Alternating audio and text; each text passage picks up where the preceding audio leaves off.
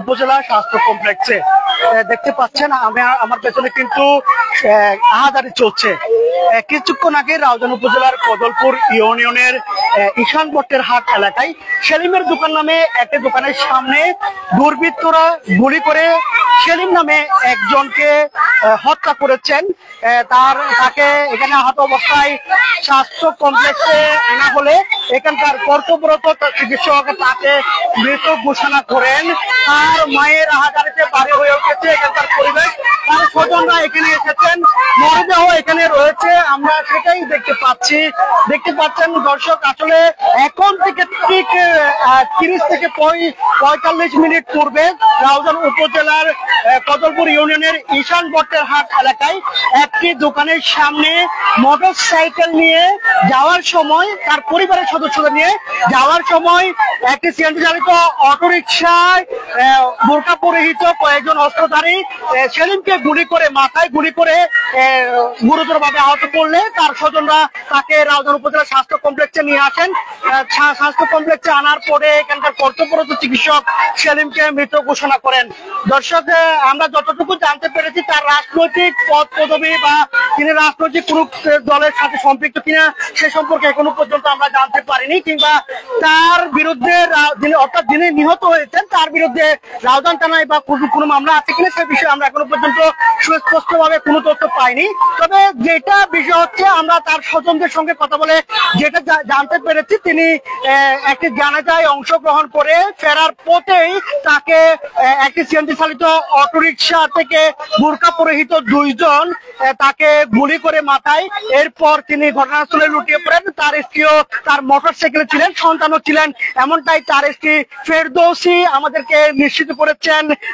তারপর তার স্থানীয় লোকজন সহ স্বজনরা যখন তাকে রাউজান উপজেলা স্বাস্থ্য কমপ্লেক্সে নিয়ে আসে, এখানকার কর্তব্যরত চিকিৎসক তাকে মৃত ঘোষণা করে।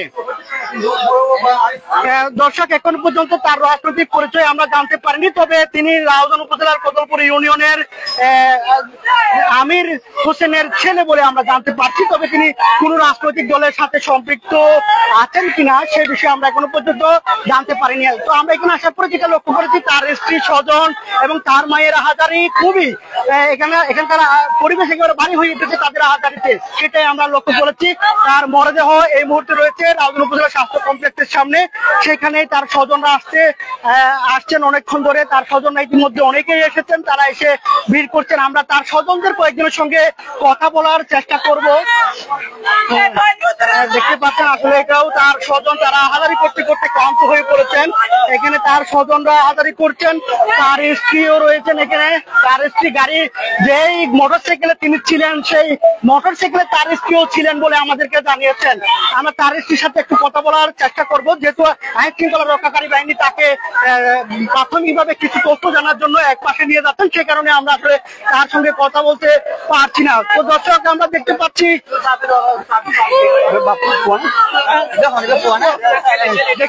আসলে এটা তার সন্তান, সেও আহাজারি করছেন। তুমি কি ছিলে মোটরসাইকেল? তুমি ছিলে? কে ছিল? যে তোমার আম্মু আর তোমার বোন ছিল। আসলে তার সন্তান যেটা বলছিলেন যে মোটরসাইকেলে তার মা এবং তার বোন ছিল, অর্থাৎ তারা তিনজন মোটরসাইকেলে ছিলেন। তিনি একটি জানাজায় অংশগ্রহণ করার জন্য এসেছিলেন। আসার পরেই জানাজায় অংশগ্রহণ করে সেখান থেকে ফেরার পথে মোটরসাইকেলে যোগে তিনি ফিরে যাচ্ছিলেন। অর্থাৎ তিনি তার একজন চাচি মারা গিয়েছিলেন, সেই তার চাচির জানাজায় অংশগ্রহণ করার জন্য আসছিলেন, এমনটাই বলা হচ্ছে। তার স্বজনরা তেমনটাই দাবি করছেন। তবে তার কোন রাজনৈতিক পরিচয় এখনো পর্যন্ত আমরা নিশ্চিত হতে পারিনি। আমরা চেষ্টা করছি তার রাজনৈতিক কোনো ব্যাকগ্রাউন্ড আছে কিনা বা কারোর সাথে কোনো শত্রুতা আছে কিনা সে বিষয়টি আমরা আইন শৃঙ্খলা রক্ষাকারী বাহিনীর কাছ থেকে জানার চেষ্টা করব। যার লাশ এই মুহূর্তে রয়েছে রাউজান উপজেলা স্বাস্থ্য কমপ্লেক্সের সামনে। এখানে কিন্তু তার স্বজনরা আহাজারি করছেন, একই সঙ্গে আইন শৃঙ্খলা রক্ষাকারী বাহিনীর সদস্যরাও কিন্তু এখানে উপস্থিত রয়েছেন। দর্শক, এখন থেকে ঠিক 40-45 মিনিট আগে রাউজান উপজেলার উপজেলার কদলপুর ইউনিয়নের ঈশান বট্টের হাট এলাকায় সিএনজি চালিত অটোরিকশায় বোরকা পরিহিত কয়েকজন অস্ত্রধারী যুবক তাকে মাথায় গুলি করে পালিয়ে যায়। এরপর তার স্ত্রী সহ স্থানীয় লোকজন তাকে উদ্ধার করে রাউজান উপজেলা স্বাস্থ্য কমপ্লেক্সে নিয়ে আসেন। এখানকার যারা কর্তব্যরত চিকিৎসক রয়েছেন তারা তাকে মৃত ঘোষণা করেন। তার মৃত্যুর খবরটি ছড়িয়ে পড়লে তার আত্মীয় স্বজন যারা রয়েছেন তারা কিন্তু এখানে এসে ভিড় করতে আমরা দেখেছি, একই সঙ্গে তারা আহাজারি করতেও আমরা দেখেছি। আমরা তার স্ত্রীর সাথে যোগাযোগ করা একটু কথা বলার চেষ্টা করছি। আসলে আইন শৃঙ্খলা রক্ষাকারী বাহিনী তার কাছ থেকে কিছু তথ্য নিচ্ছেন, সে কারণে আসলে এই মুহূর্তে আমরা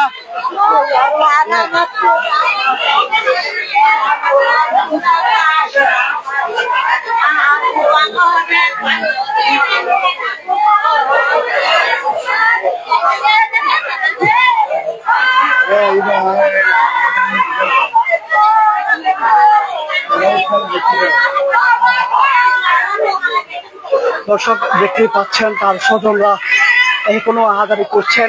এখনো পর্যন্ত তার অনেক স্বজন আসতেছেন। আইন শৃঙ্খলা রক্ষাকারী বাহিনী এখানে রয়েছেন। হয়তো আমরা ধারণা করছি কিছুক্ষণের মধ্যে তাকে ময়নাতদন্তের জন্য চট্টগ্রাম মেডিকেল কলেজ হাসপাতালের মর্গে পাঠানো হবে। পুলিশ রয়েছে, এখানে রয়েছে গোয়েন্দা সংস্থা সহ আইন শৃঙ্খলা রক্ষাকারী বাহিনীর অনেক কর্মকর্তারা এখানে উপস্থিত আছেন। একই সঙ্গে উৎসুক জনতাও এখানে ভিড় করছেন।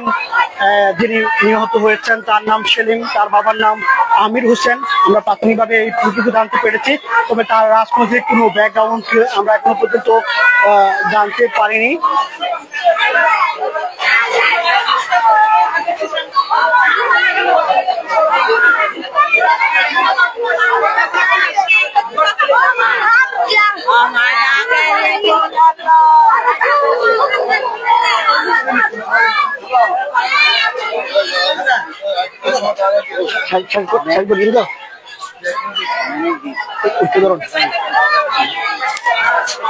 দর্শক দেখতেই পাচ্ছেন আসলে এখনো পর্যন্ত তার স্বজনরা আহাজারি করছেন।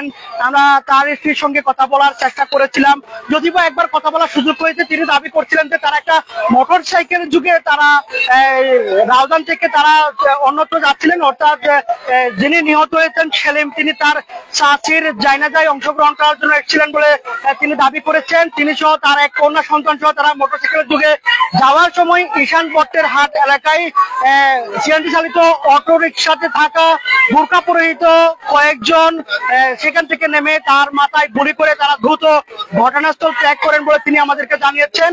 তো আমার কাছে চট্টগ্রামের রাউজানের যে হত্যাকাণ্ড ঘটেছে, সেলিম হত্যাকাণ্ড, রাউজানের সর্বশেষ হত্যাকাণ্ড, সেখান থেকে এটাই ছিল সর্বশেষ। আবারও অন্য কোনো ঘটনায় অন্য কোনো বিষয় নিয়ে সরাসরি যুক্ত থাকার প্রত্যয় ব্যক্ত করে এখানে শেষ করছি। এতক্ষণ পর্যন্ত সঙ্গে থাকার জন্য সবাইকে ধন্যবাদ। সালাম আলাইকুম।